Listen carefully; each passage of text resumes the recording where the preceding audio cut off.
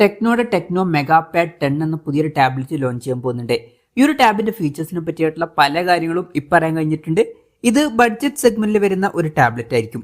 എന്തായാലും ഈ ഒരു വീഡിയോയിൽ നമ്മൾ നോക്കാൻ പോകുന്നത് ടെക്നോ മെഗാപാഡ് 10 എന്നുള്ള ടാബിനെ പറ്റിയിട്ടാണ്. നമ്മൾ ആദ്യം ഫീച്ചേഴ്സും കാര്യങ്ങളൊക്കെ നോക്കുകയാണെന്നുണ്ടെങ്കിൽ ഈ ഒരു ടാബിൽ 10.1 ഇഞ്ചിന്റെ ഡിസ്പ്ലേ ആയിരിക്കും വരിക. പിന്നെ HD റെസൊല്യൂഷന് ഇതിൽ വരാൻ ചാൻസ് ഉള്ളൂ.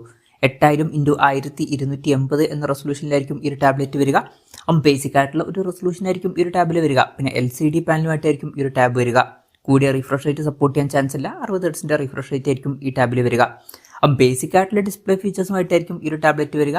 വിലയും അതിനനുസരിച്ചിട്ട് അത്യാവശ്യം കുറയാൻ തന്നെയാണ് സാധ്യത.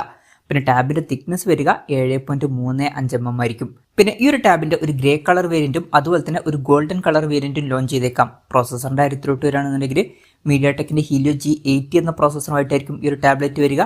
ഇത് ബേസിക് ആയിട്ടുള്ള ഒരു 4G പ്രോസസറാണ്.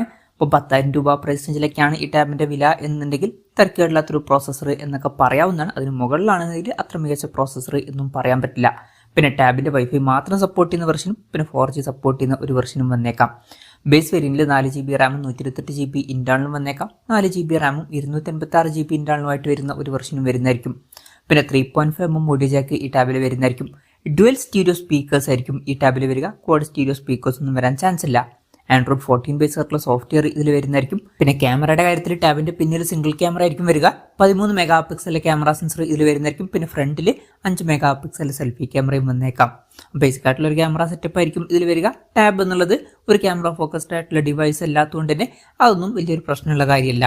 പിന്നെ ബാറ്ററിയുടെ കാര്യത്തിൽ 7000 mAh ബാറ്ററി വരുന്നതായിരിക്കും.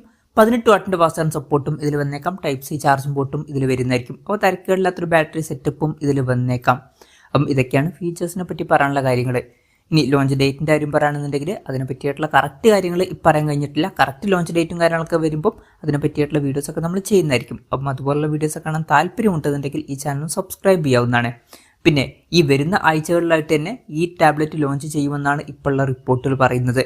വിലയുടെ കാര്യം പറയുകയാണെന്നുണ്ടെങ്കിൽ അതിനെ പറ്റിയിട്ടുള്ള കാര്യങ്ങളും പറയാൻ കഴിഞ്ഞിട്ടില്ല. എന്നാലും നമ്മുടെ ഒരു എക്സ്പെക്ടേഷൻ പറയുകയാണെന്നുണ്ടെങ്കിൽ ബേസിക് ആയിട്ടുള്ള ഫീച്ചേഴ്സൊക്കെയാണ് ഈ ഒരു ടാബിൽ വരാൻ ചാൻസ് ഉള്ളത്. അതുകൊണ്ട് തന്നെ വില നമുക്ക് ഒരു 10,000 രൂപ പ്രൈസ് റേഞ്ചിലൊക്കെ ആയിട്ട് എക്സ്പെക്ട് ചെയ്യാവുന്നതാണ്. കൺഫർമേഷൻസ് ഒന്നുമില്ല, ജസ്റ്റ് നമ്മുടെ എക്സ്പെക്ടേഷൻ പറഞ്ഞു എന്നേ ഉള്ളൂ. എന്തായാലും ടെക്നോയുടെ ടെക്നോ മെഗാപാഡ് 10 എന്ന പുതിയൊരു ടാബ്ലറ്റ് ലോഞ്ച് ചെയ്യാൻ പോകുന്നുണ്ട്. ഈ ഒരു ടാബിനെ പറ്റിയിട്ടുള്ള നിങ്ങളുടെ അഭിപ്രായം ജസ്റ്റ് ഒന്ന് കമൻറ്റ് ചെയ്യുക. അതുപോലെ തന്നെ ഈ ഫീച്ചേഴ്സുമായിട്ട് വരുന്ന ഒരു ടാബ്ലറ്റ് ഇന്ത്യൻ മാർക്കറ്റിൽ നിങ്ങൾ ഏത് പ്രൈസിങ്ങിലാണ് എക്സ്പെക്ട് ചെയ്യുന്നത് എന്നുള്ള കാര്യം കൂടി ജസ്റ്റ് ഒന്ന് കമൻറ്റ് ചെയ്യുക.